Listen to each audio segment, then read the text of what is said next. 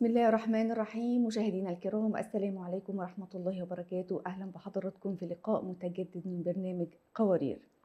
كتير من الناس بتبقى شايفة صورة المغترب في نظرهم إنه عايش مرتاح جدا ومبسوط ورفاهية وبيتفسح وبيشوف الدنيا وخرج. ولو قاعد في دولة من دول أوروبا يبقى ما شاء الله عليه، وممكن ما بيقولوش ما شاء الله عند البعض. قاعد بتاخد في الدولارات، ولو انت في دولة من دول الخليج فيا سلام لما يحسبوا لك الريال ويضربوه بقى في العملة بتاعت بلدك في 13 ولا في 20 ولا في 50، وربنا يسترها عليك. بيبقوا شايفين المغترب ده انه مريح دماغه، مش بيعيش بقى مشاكل العيلة ومين اتخانق مع مين ومين اتطلقت ومين اتجوزت ومين عنده مشكلة ولا أي حاجة. مجرد بس بيرفع عليهم التليفون، يا جماعة لا صلوا على النبي، محدش يزعل التاني وسلام عليكم، فيبصوا له إنه شاري دماغه ومرتاح جدا. لكن القليل جدا اللي بيحس بالمغترب وبيسمع دقات قلبه اللي بتدق بسرعة دي وهو بيجيله تليفون بالليل. أنا واحدة من الناس لما يجيلي تليفون في وقت متأخر شوية، يعني مثلا بعد الساعة 11 ده، أنا باتوتر جدًا وباقلق جدًا، جدًا، وممكن ما أردش على التليفون. لو جالي اتصال من حد من أهلي في وقت متأخر، باخلّي مثلًا حد من الأولاد يرُد أو زوجي يرُد علشان هو اللي ياخد الخبر، أو أرفع التليفون وأول ما أرُد يقول لي: إيه خير، في حاجة؟ حد حصل له حاجة؟ فيقولوا لي: إيه يا بنتي في إيه؟ ما تهدي كده وصلّي على النبي، ما فيش حاجة والله، وإحنا لو في حاجة يعني هنتصل نقول لِك بالشكل ده. فبتبقى لحظات ما حدش بيشعر بيها إلا المغترب، وهو اللي حاسس بيها. كون إن أنت مثلًا تسمع يتقال لك والدك تعبان جدًا، وطب افتحوا لي كاميرا أشوفه، وتلاقيه مثلًا تعبان وفي المستشفى. اللحظات دي عمر ما حد هيحس بيها إلا أنت. أختِك بتتجوّز والّا حد من قرايبِك العزيزين على قلبِك جدًا بيتجوّزوا وأنتِ شايفة الزفة والفرح وكل ده من ورا الشاشة وقاعدة بتتفرّجي كده بتبكي، ويا ريتني كنت معاكم وكان نِفْسي أبقى معاكم، طَب فرّجوني بتعملوا إيه، طَب جبتِ الفستان، طَب فرّجيني بتعملي إيه. لحظات بتبقى فعلًا مؤلمة وصعبة على قلب المتغرّب. لكن كتير، كتير، كتير من المجتمعات ما بتشعرش بيها، شايفة إنه لأ، ده أنت في نعمة، يا ريتنا نبقى مكانك، طب تعالَ نبدِّل. ولمّا المغترب بييجي يشتكي بيقول والله تعبت من الغُربة، نِفْسي أرجع بقى، هارجع إمتى؟ ويبدأ يشتكي، فتلاقي الرَد عليه تقول له: بس أنت يا إما بتغزي العين مش عايزنا نحسدك، أو أنت مش حاسس ده أنت في نعمة مش حاسس بيها، أو طب تعالَ يا سيدي انزل وإحنا نروح مكانك في الغُربة، إحنا عايزين نتغرّب، إحنا البلد اللي إحنا عايشين فيها دي ما عُدناش قادرين نستحملها، ويا ريتنا نيجي عندك وناكل عيش حاف. عن نظرة المجتمع للمغترب وعدم إحساسهم بيه وبمشاعره واللي بيحس بيه كل يوم، وإزاي المغترب يتعامل مع النظرة دي. لإن أنت لو جيت تصحّح النظرة دي تقول والله أبدًا دولارات إيه والّا ريالات إيه، بس يا عم ما إحنا عارفين، ما إحنا عارفين بتاخد كام، ما إحنا عارفين بتلبس بكام، ما إحنا عارفين ولادك بيعملوا إيه وبيروحوا جامعات فين والّا مدارس فين.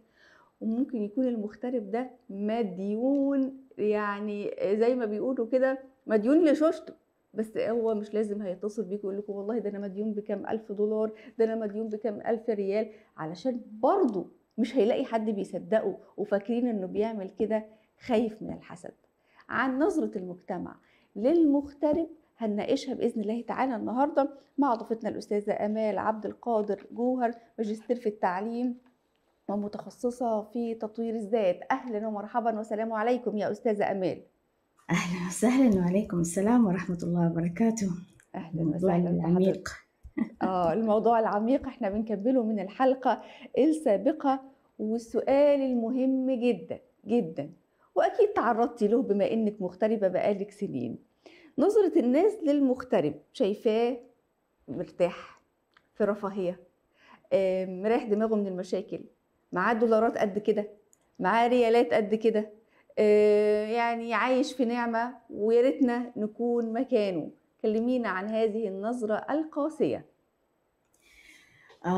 طبعًا ابتداءً يعني نعطيهم أعذارهم، إمم. لأنه عندهم مشاكلهم الخاصة، في عندهم مشاكل اقتصادية، وإحنا نعرف مثلًا أنا أعرف إنه آآ البلد اللي عايشين فيها أهلي مثلًا في مشكلة كبيرة اقتصادية، بالضبط، سياسية، بالضبط. أمنية، إمم. في مشاكل كثيرة جدًا، وغالبًا أهل البلد أو أنا مثلًا أو أي أحد آخر نكون تركنا البلدان هذه بسبب هذه المشاكل، فلازم نتذكر أولًا إحنا كمغتربين أو مغتربات نتذكر إنه قاعدين يعانوا الأهل في مكان ما أو الناس اللي بيقولوا هذا الشيء أكيد بيعانوا، أكيد في مشكلة ما، أكيد شايفين إنه وضعهم صعب وفعلًا بيتمنوا إنهم يطلعوا، هذا شيء يعني إمم. واقع، هذا معروف إمم. وإحنا نعرف ده الشيء. آه. ثانيًا نيجي على نقطة اللي هو إنه طبعًا هذه النظرة من زمان موجودة، إنه اللي يسافر على الخليج أو اللي يسافر على أوروبا أو أمريكا أكيد آه. يعني نايم على أكياس دولارات بالضبط آه. وطبعًا أعملها في وعلى مصر قلبه بيقولوا قد لأ أنت كده. عملت خميرة حلوة، ما معاك خميرة محترمة بقى. سبحان الله هذه النظرة مع إنها يعني اتناقشت في أفلام كثيرة وفي مسلسلات كثيرة والدعاة تكلموا آه. واتعملت فيها محاضرات مع ذلك ما زالت النظرة مستمرة إمم. وتتوارث الأجيال تتوارثها جيل بعد جيل سبحان الله ويفضل الاستغراب من جهة المغترب. أنا أشوف إنه إحنا نعالج نفسنا الآن كمغتربين ونبطل حتة الاستغراب ونتعايش إمم. مع الوضع. خلص هم آه. يعني لأنه ما شافوا بعيونهم، لأنه ما عاشوا التجربة بنفسهم، فغالبا هم حيشوفوا إنه يعني ما حيصدقوا أي شيء أنت حتقوليه. إمم. فما في داعي إنك تبرري أو إنك تقولي أي شيء. فزي أيوه. اللي مثلا يكون مديون وما بيقول لجماعته أو لأهله في بلده آه. أنا آه. مديون مش وعندي عايز يشيّلهم الهَم وهُم ظانين إنه ما شاء الله يعني لأ، ابعت لنا الأيفون الجديد أحدث شيء، ابعت لنا الشُنط البراندات وابعت، وابعت، وهو ده أنا مديون، ده أنا ما باجيبش الحاجات دي لمراتي أصلًا. صح. هي في عندنا مشكلة برضه في وسائل التواصل الاجتماعي أستاذة ندى، يعني مثلًا بيشوفوا المغتربين ما شاء الله بيت أنيق مرتب، راتب أكيد راتب حيكون حلو، إمم. سفريات، آمم، صور حلوة مثلًا في طبيعة حلوة أو في أماكن راقية مثلًا فلمّن يشوفوا الأشياء هذه آآ خلاص أنتِ مهمًا قلتِ بعد كده مش ما في أحد حيصدقِك. وبالنسبة للدراسة، للجامعة، لل اللي ما يعرفوا مثلًا الناس اللي في بلداننا إنه الدراسة في الدول الأوروبية أو في آمم خلّينا نقول في بريطانيا مثلًا، هذه يعني شيء يعني حاصل كده يعني بديهي، شيء ما هو أسعى له وأتعب له وأدوّر واسطة، آه. هذه من الأساسيات في الحياة. بالضبط، يعني التعليم ما هو أساسي. رفاهية إمم. أبدًا إنه الواحد يكمّل تعليمه الجامعي في أحسن جامعة، هذه إمم. أشياء أساسية بديهية طبيعية عادية بيحصل وبعض عليها الجامعات كل من اجتهد. بتعمل مِنَح، يا إمّا مِنَح جزئية أو مِنَح كاملة، بالضبط. ممكن يكون داخل جامعة ما شاء الله أيوه، كبيرة جدًا وليها ترتيب على مستوى العالم وهو واخد مِنحة، ويظن البعض أيوه، إنه لأ، ده بيدفع أقل حاجة مثلًا $10,000 في السنة. صحيح، شايفة هذه النظرة، هذه التفاصيل الصغيرة ما يعرفها إلا المغترب، إمم. اللي في الداخل ما حيقدروا يعرفوا إلا إذا عاشوا التجربة هذه. إمم. والمغترب صعب عليه إنه يقول رُحت سجّلت، طلبت ما أدري إيش منحة، عملت يعني التفاصيل الصغيرة هذه ما بيدخّل فيها أهله. ف إمم. ف فبالتالي إيش بيشوفوا؟ بيشوفوا النتيجة النهائية، بيشوفوا أحسن جامعة، أحسن بيت، أحسن النهاية، يعني شو اسمه بالضبط. آخر الحكاية، يعني بالضبط، هُم ما النتيجة شافوش كل فقط. الآلام اللي حصلت والتعب والحزن اللي قعد فيه سنين، هُم بياخدوا اللقطة الأخيرة، الصورة الأخيرة بالضبط، من نهاية بالضبط، الفيلم.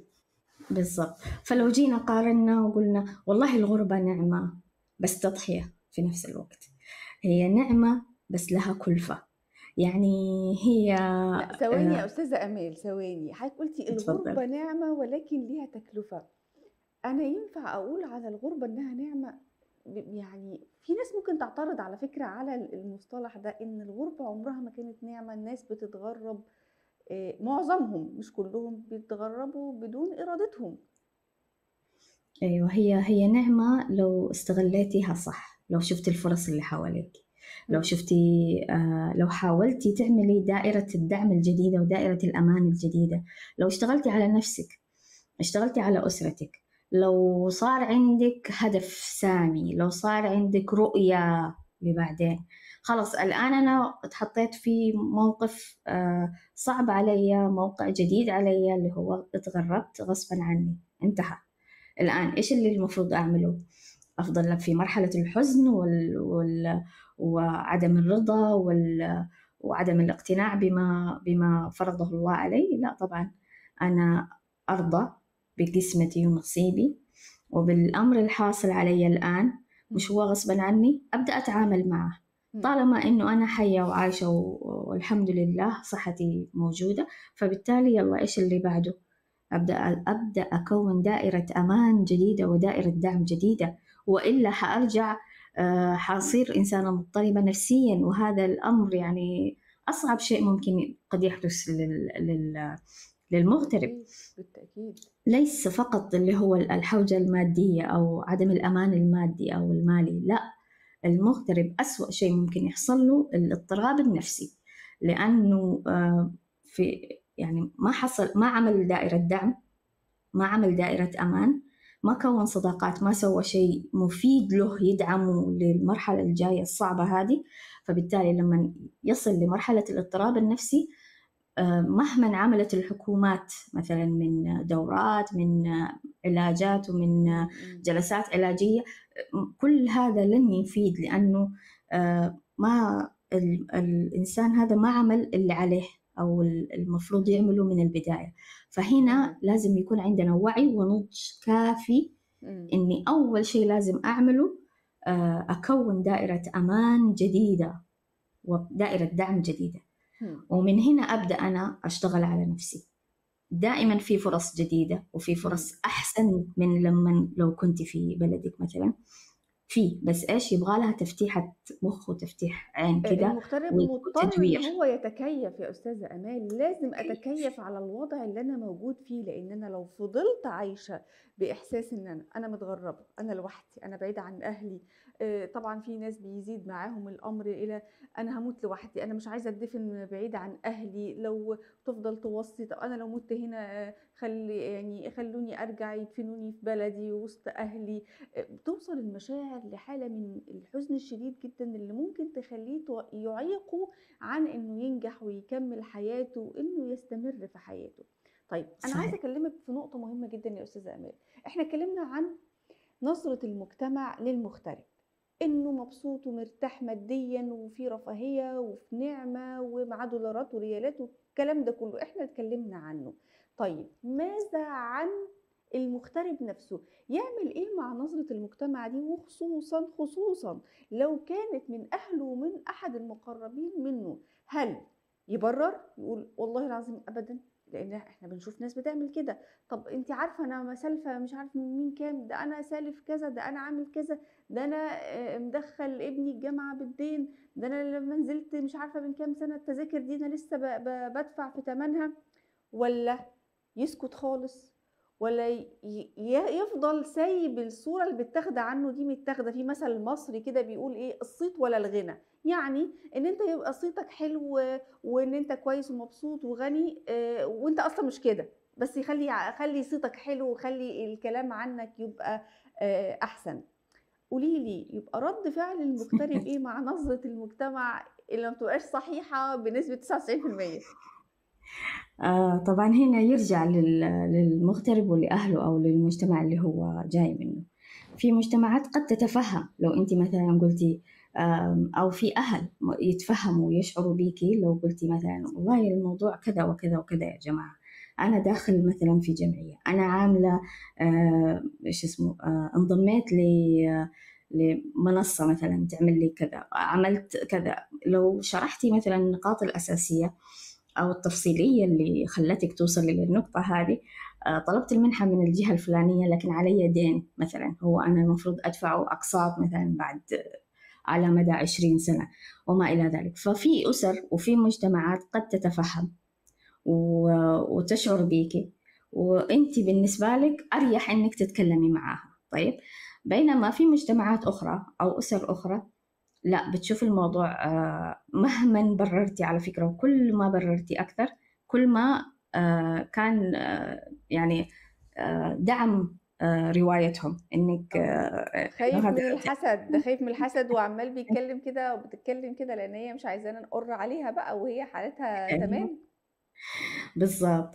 طيب أنا في هذه الحالة مع الأسر اللي زي كده أو المجتمعات اللي زي كده، الأفضل إيش؟ يعتمد علي أنا شخصيًا، هل أنا أقدر أواجه وأقدر أقول وأفند وأقول لأ لحظة دقيقة تعالوا، وأجلسهم بحزم كده وأقول لهم الموضوع كذا وكذا وكذا، ومرة مم. تانية ما أبغى أحد يتكلم معايا، هل أقدر أسوي ده الشيء معاهم وأقدر أوقفهم عند حدهم؟ أهلًا وسهلًا، أعمل مم. النقطة هذه. لكن لو أنا شخصية لا، أنا شخصية أصلا يعني شوية مثلا مو قوية جدا وأخاف على زعلهم كثير وما أقدر مم. أتكلم معهم بهذا الأسلوب، فخلاص أستحمل. طيب يعني أنا ما حقدر أسكت ما لا، أسكت، مم. الأفضل أسكت، لأنه فعلا كل ما يعني بررت. الأفضل أسكت وأسيبهم واخدين عني الفكرة اللي مش صحيحة خالص دي. يعني أنا شُفت بعض الناس مغتربين بيقولوا إحنا بس نتمنى رُبع الفكرة اللي هُم واخدينها عننا، رُبعها بس وإحنا هنبقى زي الفل. خلاص طالما أنتِ ما تقدري تتكلمي معاهم وحتدخلي في مهاترات إمم. وأخذ وعطا ونقاش ما له داعي، أنتِ جاية تنبسطي. وهيزداد تأكيد زي ما حضرتِك قُلتِ على الفكرة اللي في بالضبط. دماغهم. أيوه، خايفة من الحسد، أصلًا. أيوه، أيوه بالضبط كده، ف بالضبط. فالناس اللي زي كده خلاص يعني إمم. تسايريهم، تحاولي تطبطبي عليهم، تحاولي تاخدي بالِك منهم من مثلًا الأشياء اللي بيهتموا ليها أكتر، تحاولي إنِّك يعني تدُفّي الحوار عنهم هم، يعني تخلّيهم هم يحكوا أكتر، مش يتكلموا عنِّك أو أنتِ تتكلمي عن نفسِك، لأ، إمم. في الجلسات مثلًا طيب احكي لي إيش صار معاكِ في كده، طيب إمم. أنتِ تخلّيهم هم يتكلموا. ففي الحالة هذه إيش اللي حيصير؟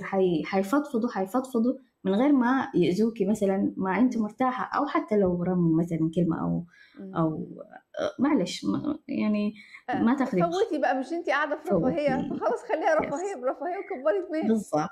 يعني استحمليهم شوية وهي يعني على كام حد يوم يعني. قولهم يعني. إمم. أيوه، وهي كام يوم كده وخلاص وأنتِ حترجعي لدوامتِك، و والله المستعان. طبعًا أنتِ إمم. تتوكلي على الله في هذا الموضوع وتحتسبي نيتِك إنه إيش، إنه صلة رحم، إنِّك مش حابة تزعّليهم أو تاخدي بخاطرهم، يعني تحتسبي نيتِك لله في هذا إمم. الموضوع، وإن إمم. شاء الله ربنا بيفتح عليكِ، يعني حتشوفي إنه ال الموضوع حيمشي مع الوقت يعني. تمام.